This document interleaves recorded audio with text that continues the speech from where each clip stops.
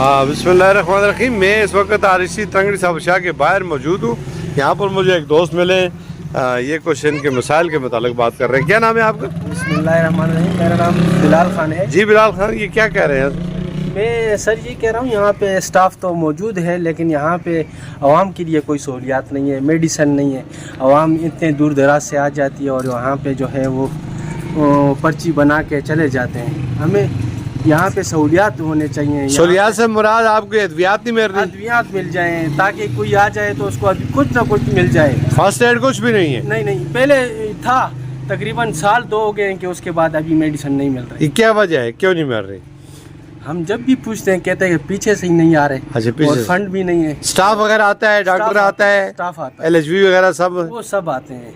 अच्छा, ये नाज़रीन देख रहे हैं, ये इतना बड़ा ये इलाका है और हज़ारों की तादाद में यहाँ पे आबादी है और इसके लिए ये आरिसी तरंगड़ी साबर शाह है। तो ये इस भाई ने जो बताया और इस पर नज़रसानी की ज़रूरत है। ये चौ मानसरा है या हमारे जो अवामी नुमाइंदे हैं, तो इस इलाके के लोगों के लिए फ़र्स्ट एड कम अज़ कम इनको यहाँ पे मिलनी